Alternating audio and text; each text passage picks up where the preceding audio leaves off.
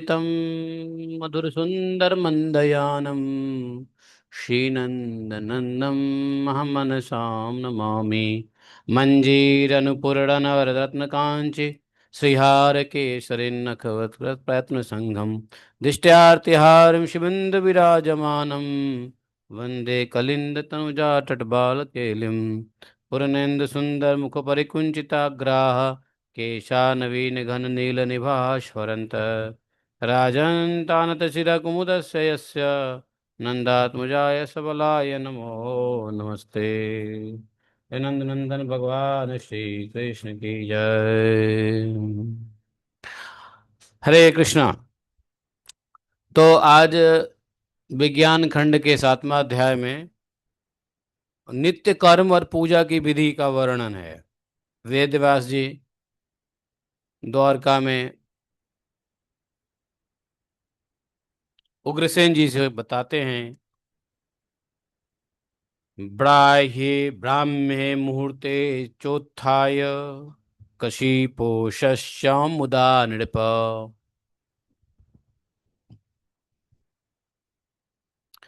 गुरोर्नाम च गोविंद नामानि प्रवदन् मुहुः भूमि नत्वा नसेत पादं जलम अस्पृष्ट्वा हरे जनः उपविश्यासने शीघ्रं सकामो यो यथा सुखम। ध्यान से सुनिए, क्या करना है भगवान की नित्य कर्म पूजा के लिए।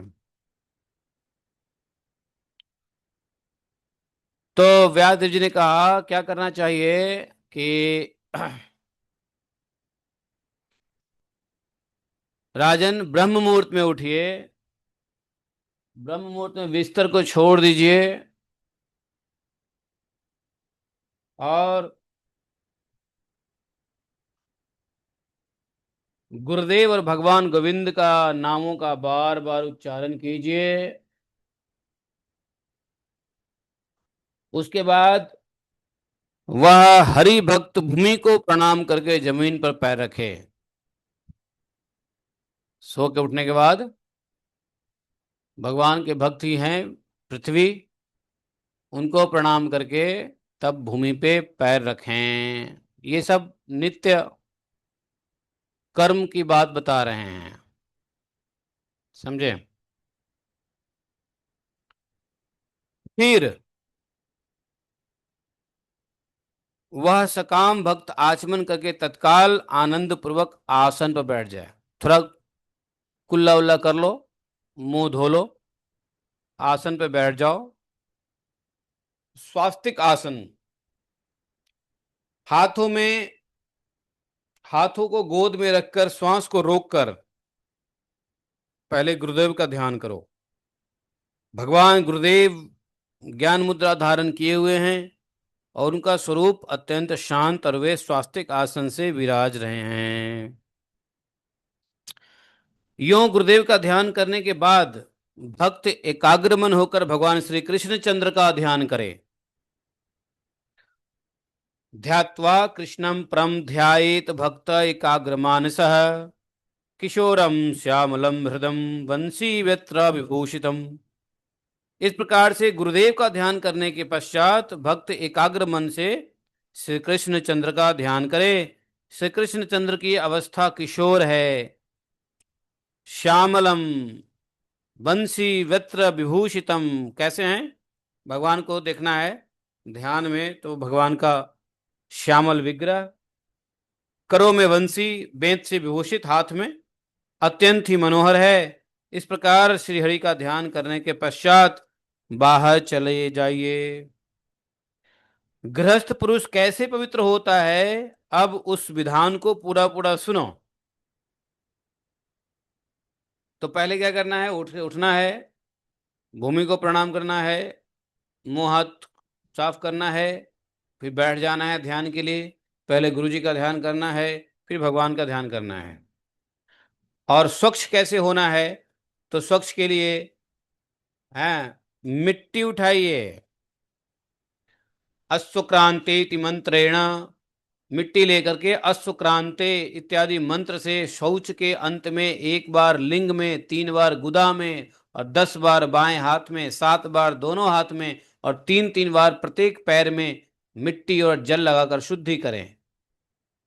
अब आजकल मिट्टी कौन यूज करता है।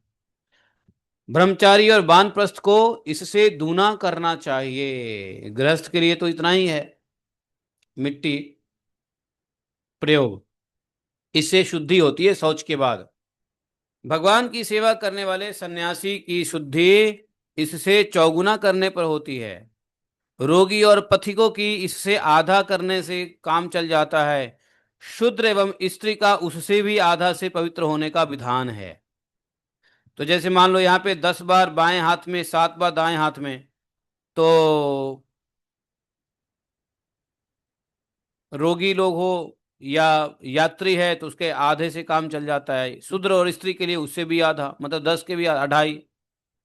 शौच कर्म से रहित मनुष्य की सारी क्रियाएं निष्सफल हो जाती है। यदि शौच कर्म नहीं किया, शुद्धता नहीं किया, तो किए हुए सारे कर्म निष्सफल हो जाती है। मुख की शुद्धि भी होनी चाहिए, क्योंकि मुख शुद्धि से रहित मनुष्य को मंत्र फल देने वाली नहीं होते।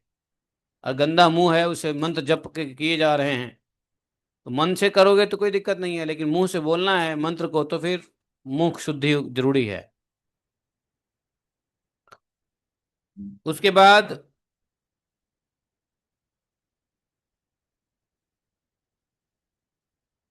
बोला आयु बलम यशो वर्चः प्रजा पशु वसूनि च ब्रह्म प्रज्ञां च मेधां च त्वं नो देवी देहि वनस्पते।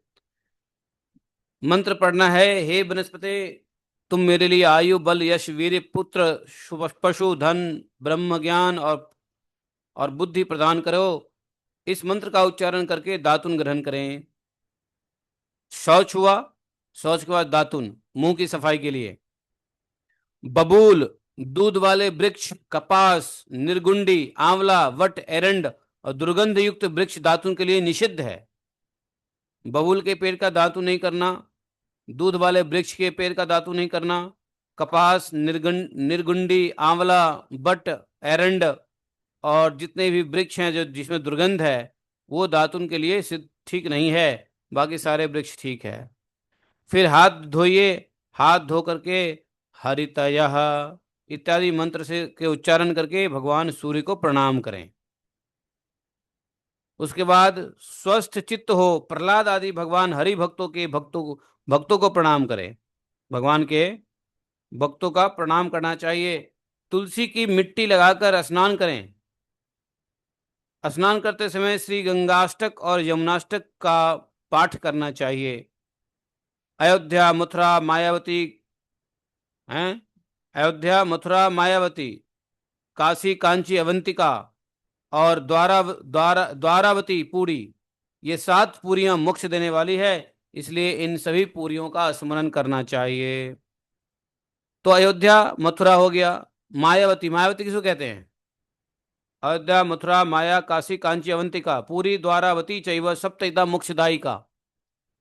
तो अयोध्या अयोध्या है, मथुरा मथुरा हो गया, माया मतलब हरिद्वार, हरिद्वार को मायापुरी बोलते हैं, मायावती। काशी कांची अवंतिका, काशी कांची अवंतिका, अवंतिका उज्जैन और द्वारावती, द्वारवती द्वारका, ये 7 पुरियां मोक्ष देने वाली हैं।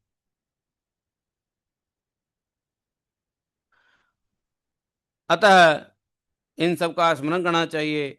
महायोग में शालग्राम, हरि मंदिर में संबलग्राम, कौशल में नंदीग्राम, ये 3 ग्राम कहे गए हैं। शालग्राम, संभलग्राम, कौशलग्राम, इन 3 ग्रामों का स्मरण करना चाहिए। उसके बाद दंडकारण्य, सैंधवारण्य, जम्बू मार्ग, पुष्कल, उत्प्लावर्त, नैमिषारण्य, कुरुजांगल, अरबुद और हेमवंत, ये 9 अरण्य हैं। इन सभी तीर्थों के नाम बार बार उच्चारण करना चाहिए। स्नान के बाद उत्तम रेशमी वस्त्र पहनने चाहिए। 12 तिलक और 8 मुद्राएं धारण करें। फिर संध्या करके गायत्री वात्री करके मौन होकर भगवान श्री कृष्ण के मंदिर में जाइए। ये शुद्धि हो गई। अब जाइए कृष्ण के मंदिर में, घंटा ताली बजा करके जय हो इत्यादि शब्दों का उच्चारण करते हुए उत्तिष्ठोत्तिष्ठ गोविंद योग निद्राम विहाय च, इस मंत्र से भगवान को उठाना चाहिए। हे भगवान गोविंद, योग निद्रा का परित्याग करके उठिए, उठिए राजन, भगवान को उठाने का यह मंत्र है। उत्तिष्ठ उत्तिष्ठ गोविंद योग निद्राम विहाय च। और उसके बाद मंगला आरती लेकर भगवान के मुख पर घुमाइए और बार बार प्रणाम करके विविध पकवानों का नैवेद्य भगवान को निवेदित कीजिए। उसके बाद देश और काल के प्रभाव को जानने वाला तथा भाव को ज्ञाता वह भक्त भगवान को स्नान कराकर मंगलमय वस्त्र आभूषण के द्वारा भगवान का श्रृंगार करे अनुकूल। और उसके बाद श्रृंगार के बाद श्रृंगार आरती करे, भगवान को अन्न भोग अर्पण करे, नाना प्रकार के रसमय उत्तम भोज्य पदार्थ का महाभोग निवेदन करके महाभोग की आरती करे। उसके बाद भगवान को शयन कराएं। उसके बाद तुलसी की गंध से युक्त परम प्रसाद को नित्य प्रति स्वयं ग्रहण करें, और जो नित्य इस प्रकार भगवान की पूजा करता है वो कृतार्थ हो जाता है, कोई संदेह नहीं। इसके बाद विधिवत मध्याह्न का भोजन निवेदन करके राजभोग की आरती करें और फिर भगवान को शयन कराइए। दिन की 4 घड़ी शेष रहने पर यथाविधि शंख बजाकर भगवान को उठाइए और उन्हें विधिवत नैवेद्य अर्पित कीजिए। उसके बाद संध्या की आरती करके दूध आदि नैवेद्य करिए। प्रदोष काल आने पर प्रदोष की आरती कीजिए। सायंकाल मतलब गौड़ा आरती प्रदोष काल की आरती होती है। रात में फिर से उत्तम मिष्ठान का भोग लगा करके श्रीहरि को सुला दीजिए। यह राज सेवा है, राजाओं के लिए इस प्रकार की सेवा का विधान है, अतः इसका नाम राजसी सेवा है। भगवान श्री कृष्ण की सेवा में दत्तचित्त हो सम्यक प्रकार से लगा हुआ मनुष्य अपने 100 कुलों को तार कर अत्यंत परम पद को प्राप्त होता है। श्री कृष्ण जन्माष्टमी, रामनवमी, राधाष्टमी, अन्नकूट, वामन द्वादशी, नरसिंह चतुर्दशी और अनंत चतुर्दशी, इन अवसर पर भगवान श्री कृष्ण की महापूजा करनी चाहिए। जन्माष्टमी च कृष्णस्य श्री रामनवमी तथा राधाष्टम्यमन्नकूटं च द्वादशी वामनस्य च चतुर्दशी नृसिंहस्य तथा अनंत चतुर्दशी एषु कालेषु कृष्णस्य महापूजां समाचरेत। तो इन तिथियों में जो है भगवान श्री कृष्ण का महापूजा करने की बात बता रहे हैं।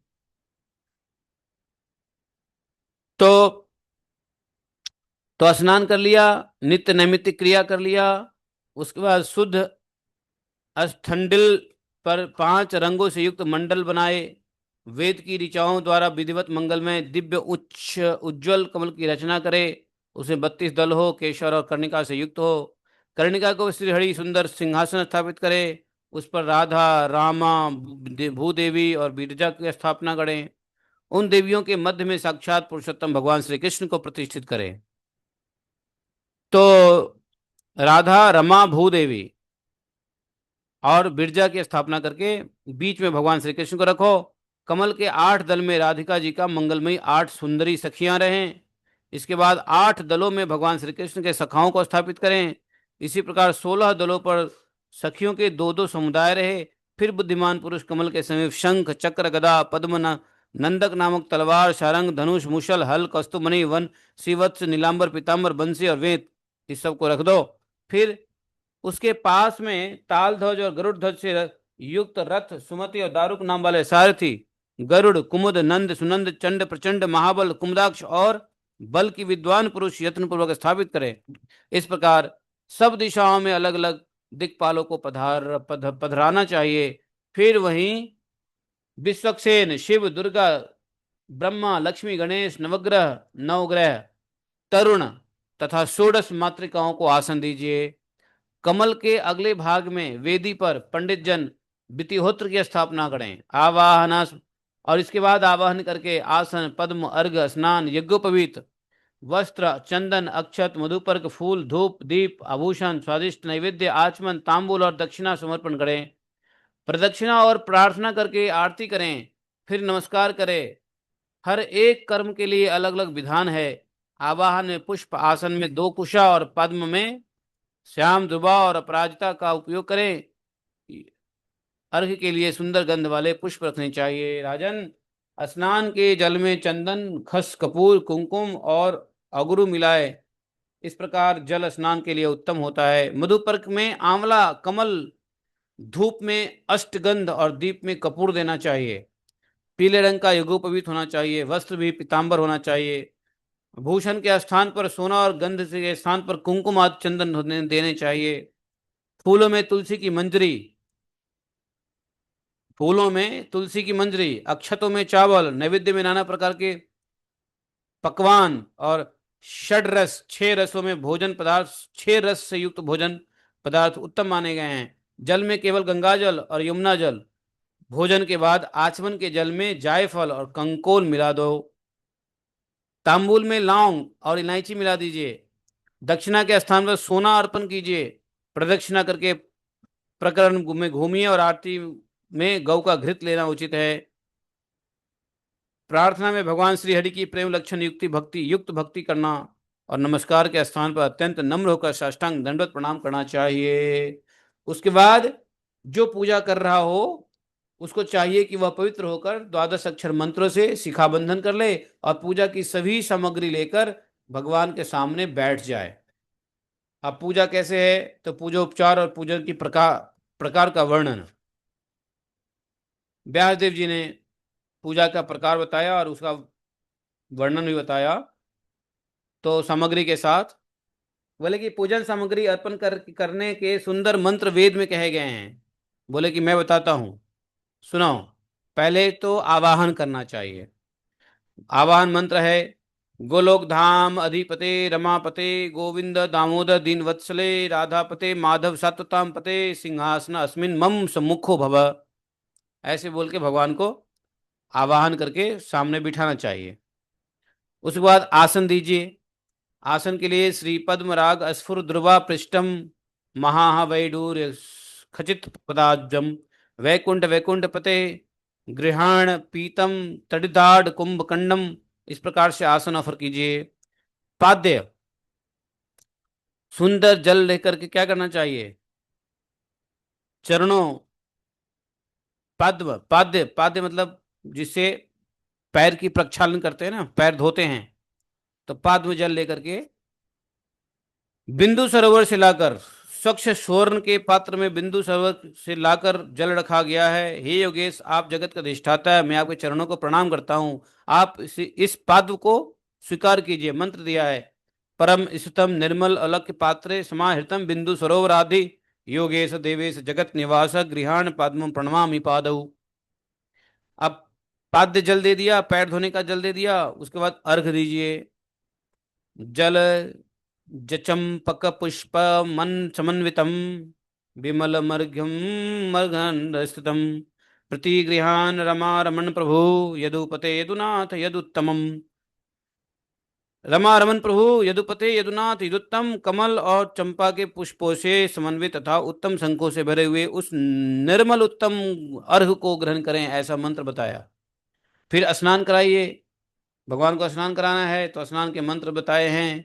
स्नानम कुरुतम यदुनाथ देव गोविंद गोपालक तीर्थपाद काश्मीर पाटी रवि मिश्रितेन सुमल्लिको शीरवता जलेन। किस प्रकार के जल, हे याद, हे गोविंद, हे यादवों के स्वामी तथा गौओं की रक्षा करने वाले, आपके चरण तीर्थ रूप हैं।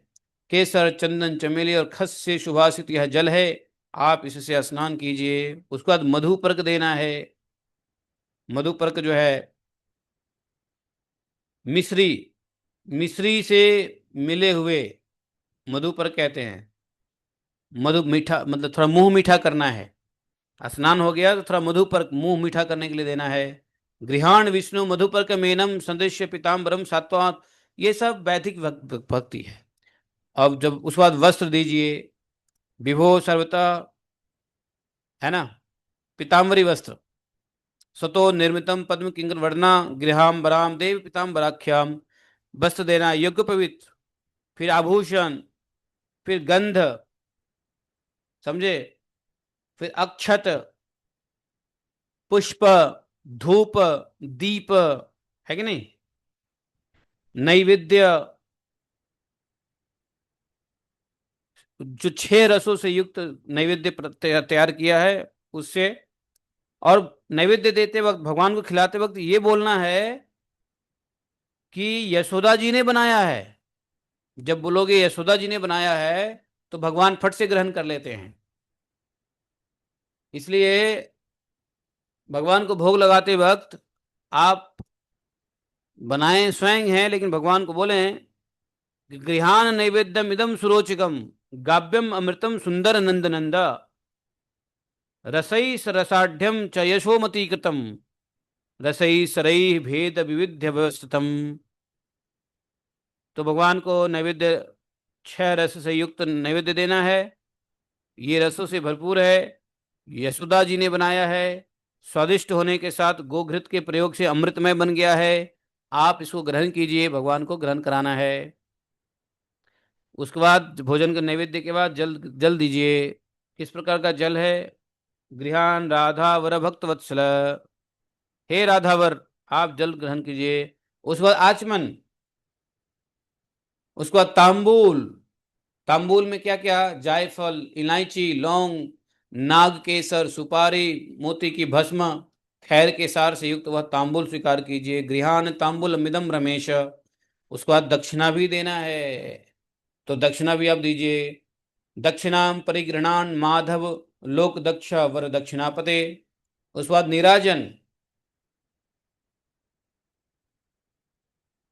आरती, देखो द्वारा से एक आरती होती है, और अंत में जाकर के नमस्कार कर लीजिए। नमस्कार का मंत्र है नमो अस्तनंताय सहस्त्रमूर्ते सहस्त्रपादाक्षी शिरोरुवाहवे सहस्त्रनाम्ने पुरुषाय शाश्वते सहस्त्रकोटि युगधारणे नमः।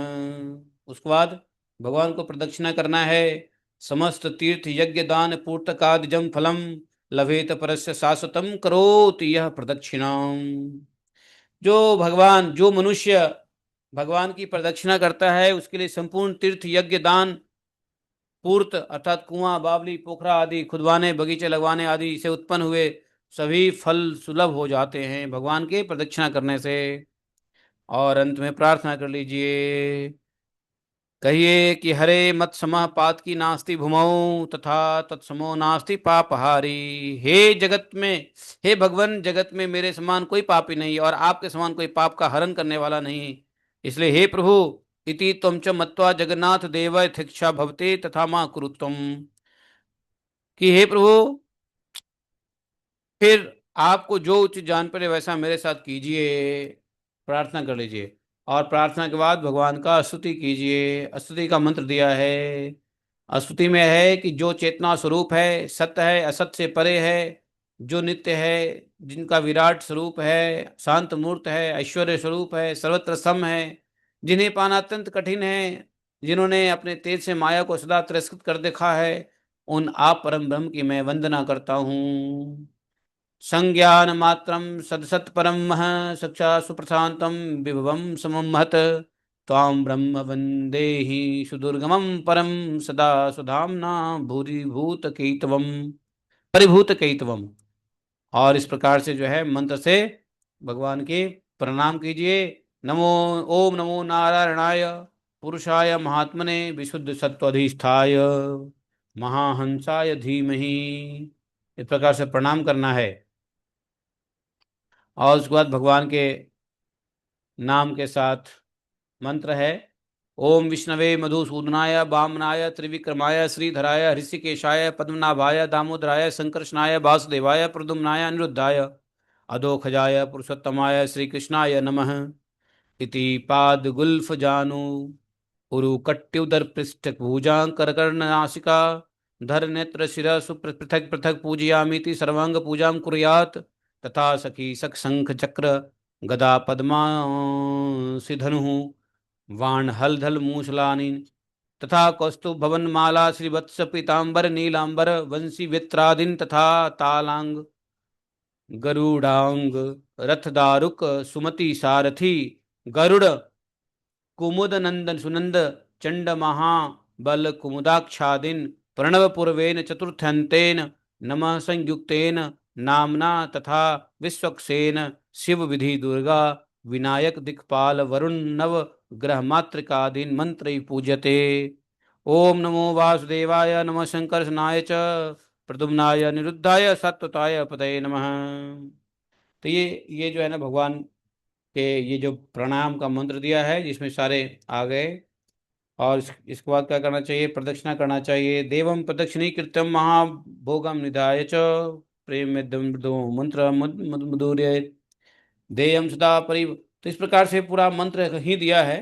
तो बेसिकली ये तो जो लोग भगवान की इस प्रकार से सामर्थ्य हो पूजा करने वो करें, जो समर्थ नहीं है वो हरिनाम करें, है कि नहीं। वैसे मंदिरों में इस तरीके से पूजा होती है। अब घर में इस तरीके से पूजा तो शायद ही कोई धनाढ्य लोग, जो धन है ज्ञान है जिसके पास वही कर सकता है। और जो धन है ज्ञान नहीं है, ज्ञान है या धन नहीं है, वो लोग नहीं कर सकते। इसलिए कलयुग में आप लोग हरिनाम करें वो तो काफ़ी है। ठीक है। वैसे काफ़ी डिटेल में इन्होंने बता ही दिया है। तो अभी जो है पूजा पद्धति वगैरह बता दिया। अब जो है व्यास देव जी बताएंगे भगवान के स्वरूप का निरूपण। भगवान के स्वरूप का निरूपण करेंगे। ये अंतिम चैप्टर होगा विज्ञान खंड का। ठीक है। तो इसको कल पढ़ेंगे, आज के लिए इतना ही काफ़ी है। ओम नमो गोवर्धन उद्धारणाय गोविंदाय गोकुल निवासाय गोपालाय गोपालपते गोपीजन भर्तृ गिरिजगजत्रे करुणानिधे जगदुदय जगत मंगलाय जगत निवासाय जगत मोहनाय कोटि मनमत मनमथाय विश्वानुसुतावराय श्रीनंद राजकुल प्रदीपाय श्री कृष्णाय परिपूर्णतमाय तम संग ब्रह्मांड पते गोलोक धाम अधीशनाधिपते स्वयं भगवते सबलाय नमस्ते नमस्ते नमस्ते। श्रीमन गर्गाचार्य की जय। जयति ते अधिकं जन्मना व्रज शयत इंदिरा शाश्वतत्रयी दयितदृश्यताम् दिक्षुतावका निदिता सवास्तं विचिन्वते।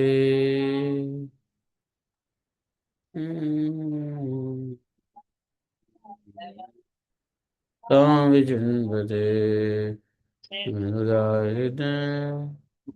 जात सरसिजोदय श्रीमुषादिशा सुरतनाथ दे शोकदासिका मदनीन तो मैं किं वद लाभयाद व्यालराक्षसात्